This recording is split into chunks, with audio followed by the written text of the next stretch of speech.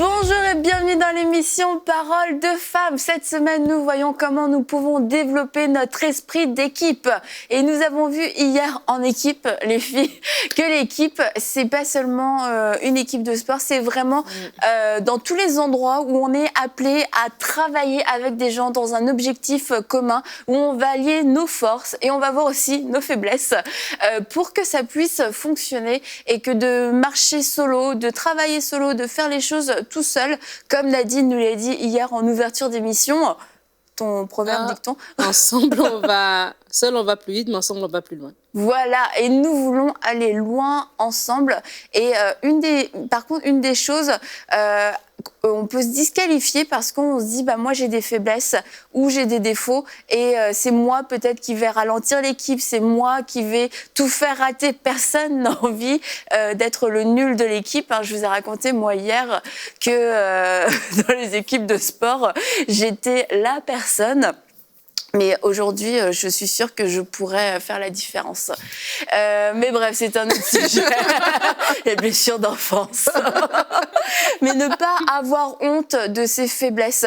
On va voir qu'on n'est pas obligé d'avoir honte de nos faiblesses, parce que lorsqu'on a honte de nos faiblesses, on va s'isoler et puis quelquefois, on va quitter l'équipe. On va quitter une marche d'équipe, un travail d'équipe, parce qu'on va avoir peur d'être démasqué, on va avoir peur de ne pas être à la hauteur, on va avoir peur aussi peut-être qu'on nous reproche certaines choses. Mais on va voir qu'une faiblesse, pour commencer Aurélie, une faiblesse n'est pas forcément un défaut.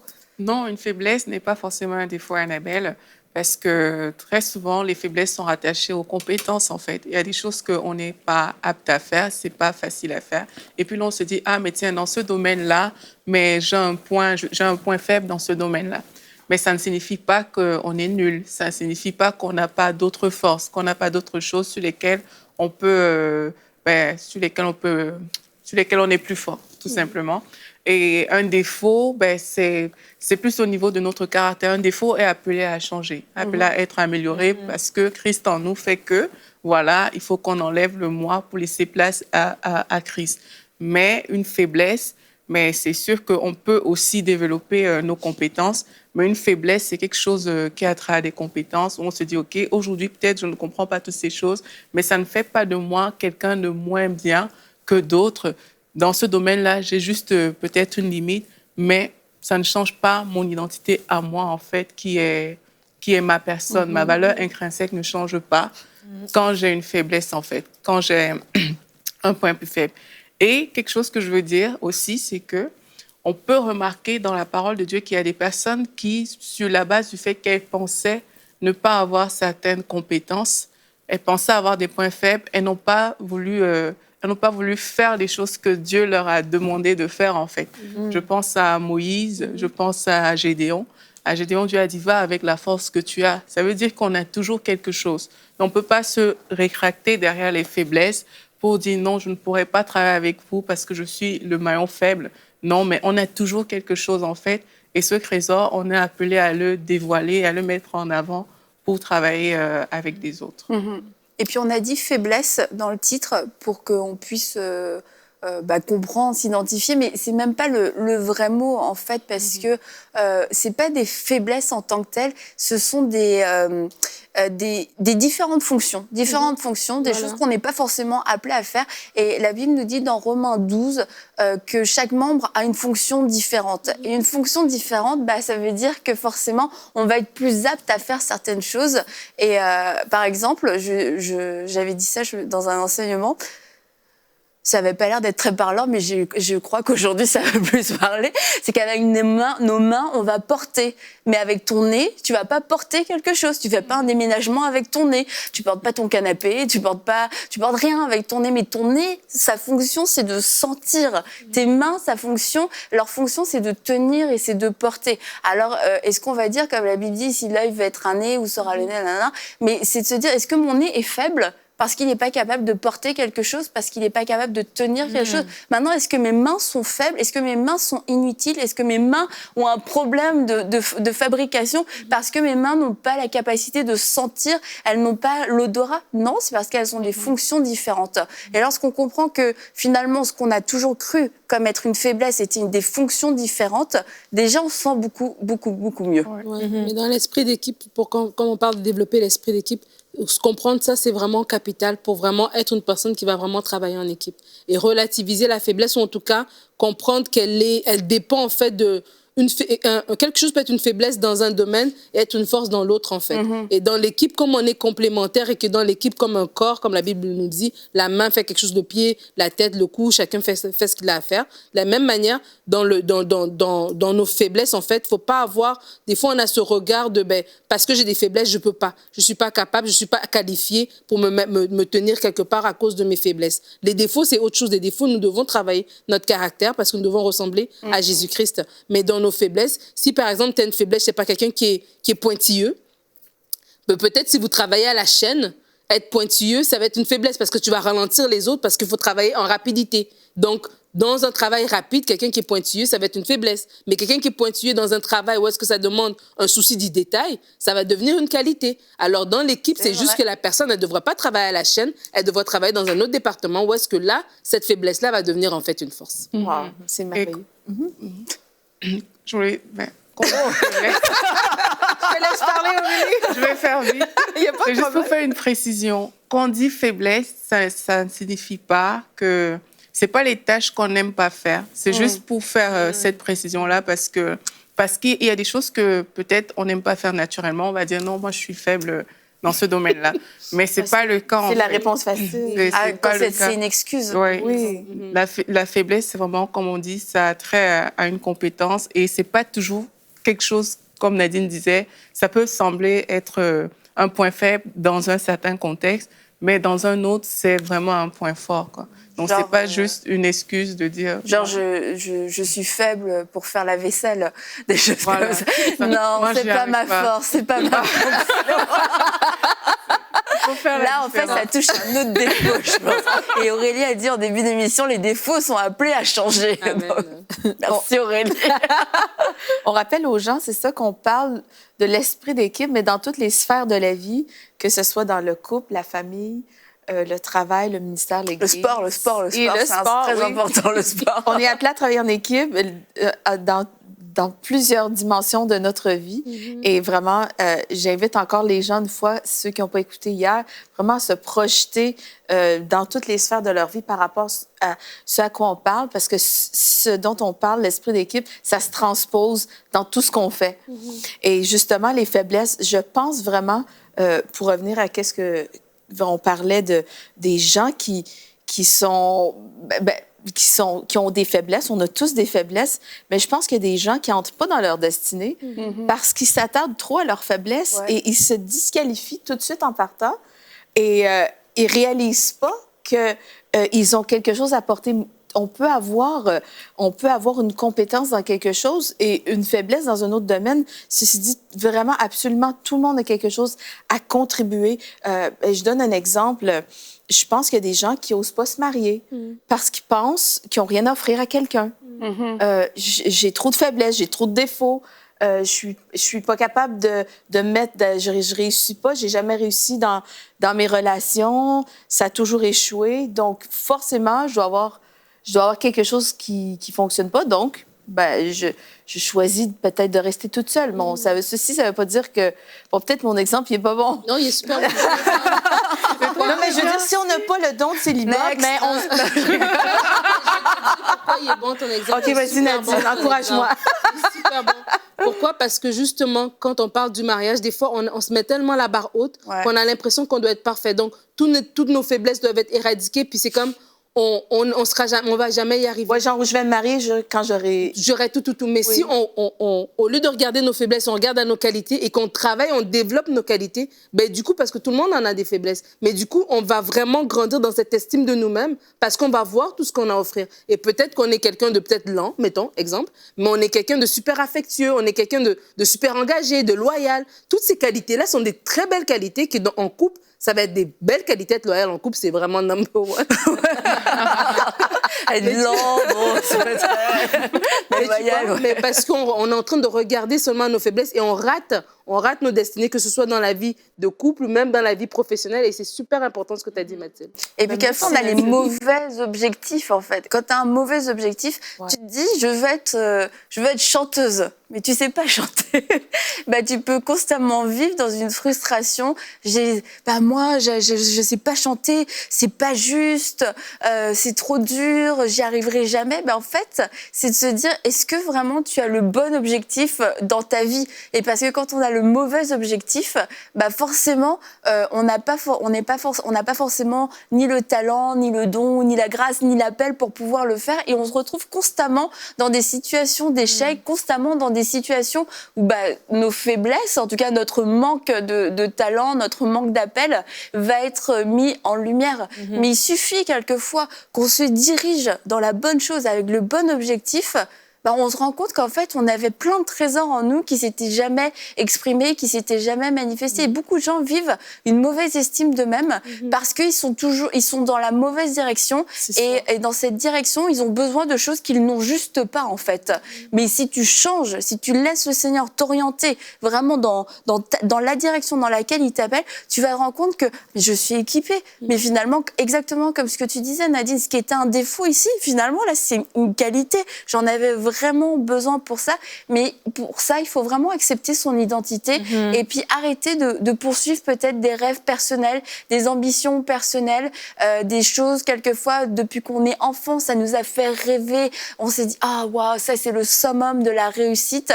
Et on n'arrive pas à entendre, on n'arrive pas en tout cas à laisser Dieu vraiment nous parler et à nous soumettre à sa volonté. En fait, c'est ça, c'est accepter vraiment que le Saint-Esprit puisse parler sur notre vie, en fait. Parce qu'il y a des personnes qui ont des rêves d'enfants, mais qui, ça peut être dans la ligne de leur appel aussi. Mais c'est vraiment de se dire, OK, à l'étape où je suis, Saint-Esprit, qu'est-ce que tu attends de moi? Parce que la vérité, c'est que le Seigneur, il nous équipe. Le Seigneur ne nous laisse pas aller comme ça, en fait. Il a déjà pourvu des choses. Et je me rappelle quand on faisait un cours à l'école biblique, découvrir son appel, accomplir sa destinée, mais on avait fait l'exercice, c'est quoi nos forces, c'est quoi nos faiblesses, etc.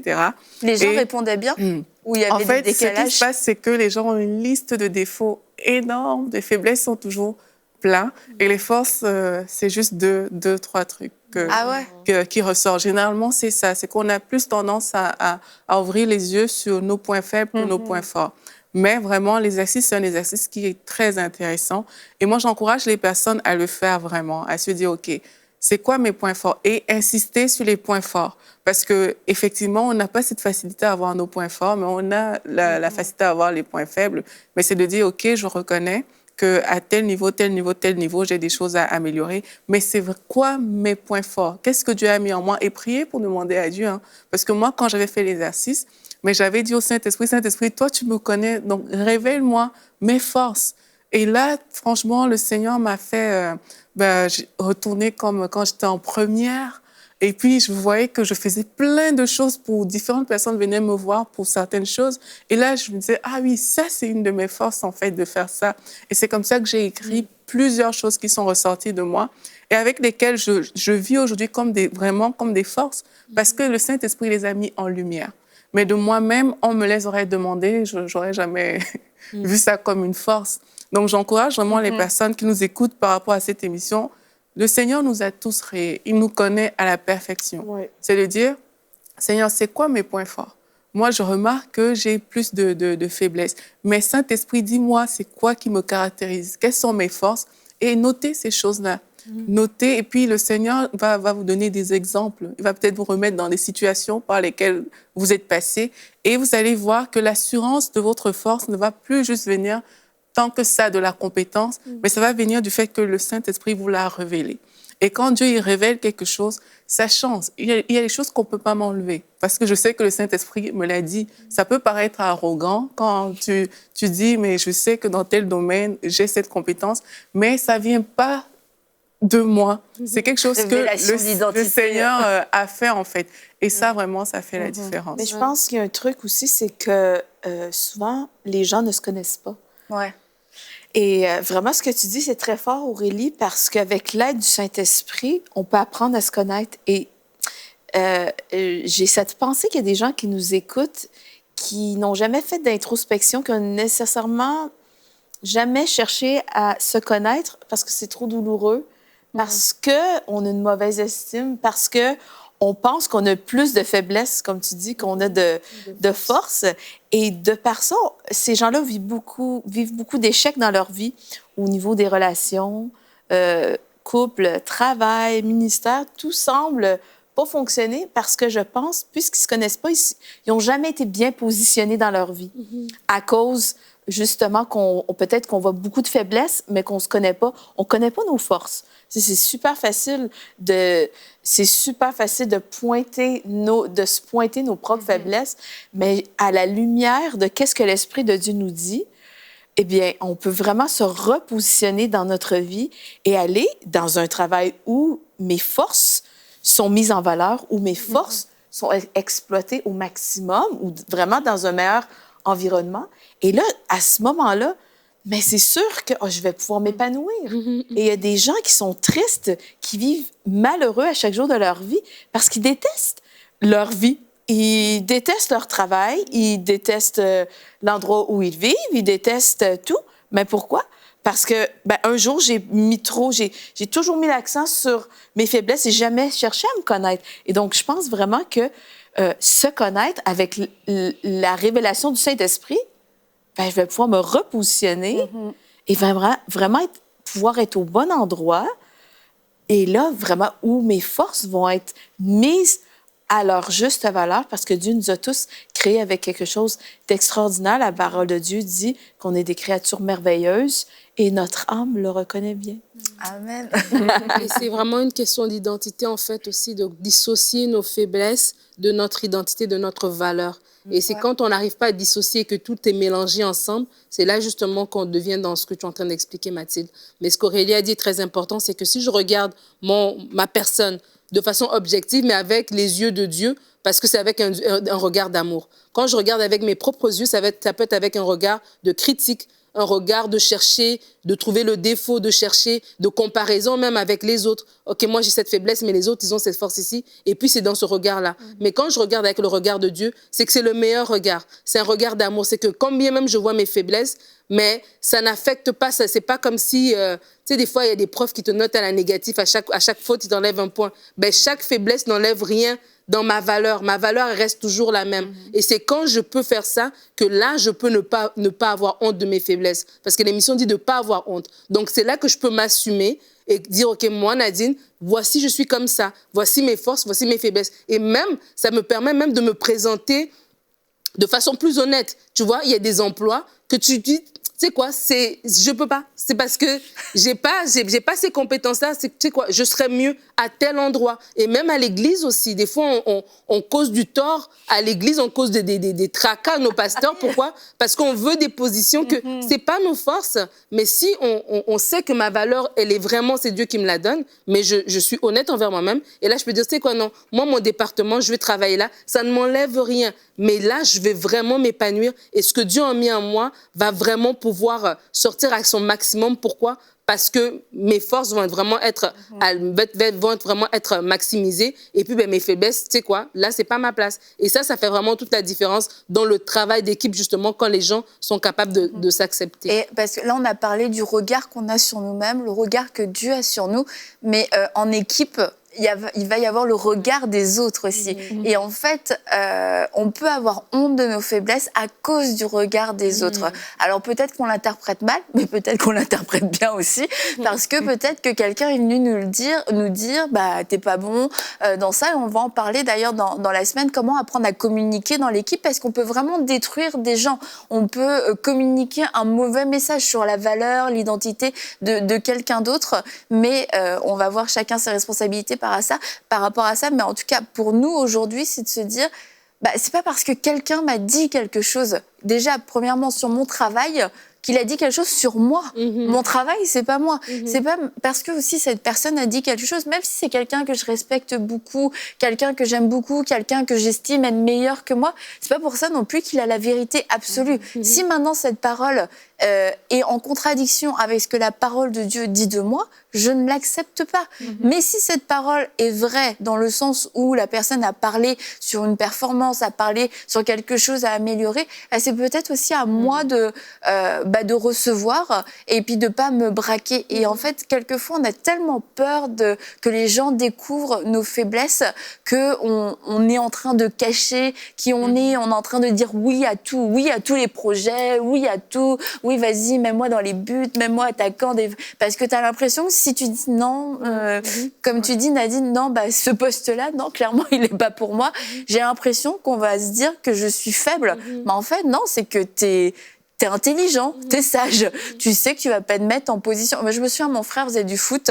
Oui, le sport me tient à cœur. Il faisait du foot et je sais pas, il avait 10 ans à peu près et c'est grands tournois de foot et tout ça. Puis là, il y a un match de foot et qu'il y a un petit garçon, il est dans les buts. Et t'as l'impression qu'il est, je sais pas, que tout passe à travers lui. Peu importe où le ballon tape, tout rentre. Ils se sont pris 20 buts dans la partie. Oh, wow. Mais tu sais, le petit garçon, il pleure à la fin parce que vraiment, tout ce qui est passé, quoi. Et puis son équipe, pas gentille du tout. Tout le monde était là, regardé super méchamment. Ils l'ont insulté et tout. Puis le petit était tout seul en train de pleurer après dans son but. Mais c'était hyper triste. Mais peut-être juste, il n'a pas sa place, c'était bon. Évidemment, c'était pas sa place, c'était parce qu'on a vu ce jour-là une faiblesse. Mais si ça se trouve, il était super bon dans un autre poste. Et peut-être, et quelquefois, on est comme ça dans la vie, on veut rester à un endroit, une place, les résultats sont mauvais, les fruits parlent d'eux-mêmes, que c'est pas bon, mais parce que on veut tellement que quelqu'un nous dise un jour oui, t'es bon dans ça, qu'on s'accroche et puis finalement on vit des déceptions, puis on fait vivre aux autres des déceptions. Donc ce petit garçon n'avait pas sa place dans les buts, il avait sûrement sa place ailleurs, mais c'est de reconnaître où est notre place et de pas prendre ce que disent ces gens, les autres gens pour argent comptant non plus. Tu vois, Annabelle, j'ai une équipe de louanges, comme tu es au courant, à l'église. Et on est une équipe. Vous êtes toutes conviées à la rejoindre. Alléluia. C'est notre église, malheureusement. Mon rôle, c'est la direction, tu vois, et je chante. Mais tu vois, ça fonctionne bien dans ce cadre-là, quand tout le monde a leur place. Tu vois, il y a des pianistes, il y a quelqu'un qui joue de la basse, la batterie, la guitare, il y a les chantres. Mais tu vois, ça fonctionnerait moins bien, admettons, si je décide de m'improviser guitariste ou batteur. Tu vois, là, je veux dire, l'équipe, ça fonctionnerait pas parce que je ne suis pas à ma place. Mais on expérimente des temps bénis parce que je sais que chaque personne, chaque membre de l'équipe est là où est sa force. Je pourrais dire, mettons, je joue un peu de piano. Pour vrai, là, dans la vraie vie, je joue un peu de piano. Dire, aujourd'hui, j'ai besoin d'un pianiste. Je vais m'improviser, je vais me mettre à cet endroit-là. Écoute, je pense pas que ça serait super concluant. Ça serait pas nécessairement le plus grand des désastres, mais ça serait pas au maximum. L'équipe serait pas à son maximum, au maximum de son potentiel, ni moi. Donc, ça serait pas au bénéfice. Mais si tu voulais absolument prendre la place du pianiste, je pourrais m'entêter. Oui. C'est ça. Mais c'est toute l'équipe qui... Donc, ça pourrait bousiller le travail d'équipe si je voulais m'entêter parce que, tu vois, j'ai joué du piano 5 ans quand j'étais adolescente. Donc, ceci dit, je jouais le classique et tout. Mais 30 ans plus tard, écoute. Exactement, 30 ans plus tard. Non, mais j'ai fait 5 ans de piano. Tu vois, mais j'ai pas appris du tout de la manière que les jeunes jouent dans l'équipe. OK? Ça fait que eux, c'est beaucoup plus efficace que moi. D'ailleurs, j'aurais trop aimé apprendre comme eux apprennent aujourd'hui. Donc, c'est pour dire que ça pourrait être au détriment de l'équipe que je me place dans un endroit où je suis pas vraiment mise en valeur. Mais vraiment, ça freinerait l'équipe si je faisais ça. Donc, on peut transposer cet exemple-là dans tellement de choses de notre vie. Mais vraiment, je pourrais m'entêter, et cessez de vous entêter parce que c'est vraiment pas... Franchement, il y a une libération à savoir c'est quoi son identité. Voilà. Ouais. Il y a quelque chose de libérateur à dire, je m'assume, moi, c'est quoi je fais dans la vie? Je chante. C'est mon rôle dans l'équipe. Je chante piano. Non. Non, mais je pousse souvent, en plus, la mise en scène. Non, mais c'est vrai parce qu'en plus, vous savez, les femmes de pasteurs, en général, ça joue du piano puis ça chante. Puis, je me souviens m'être fait poser souvent la question, est-ce que toi, Mathilde, tu joues du piano? Je dis, je pianote à la maison, mais non, pas à l'église. Et puis, pendant longtemps, je me disais, j'aurais pu être complexée de ça. Mais franchement, aujourd'hui, je le dis sans aucun complexe. Devant Nadine, femme de pasteur, qui ne chante pas.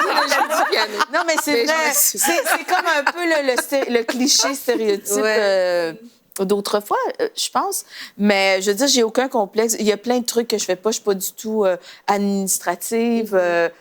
Je veux dire, je commencerai pas à gérer les finances de l'Église ou... Je sais pas trop. C'est pas mon... j'ai pas... Ça, c'est une faiblesse. C'est pas ma force. Je m'assume. Je m'assume. Et je pense que c'est un processus. Je m'assume, OK? Je m'assume. Arrêtez de me demander si je joue du piano. Nadine, tu voulais ajouter avant de terminer? Oui, justement, parce que juste pour parler des couples, parce qu'on a parlé rapidement, et par rapport à ton exemple du but avec le petit garçon, en fait, j'ai envie de dire, c'était que là, tu vois, c'est le coach qui aurait dû mettre le garçon à la bonne place.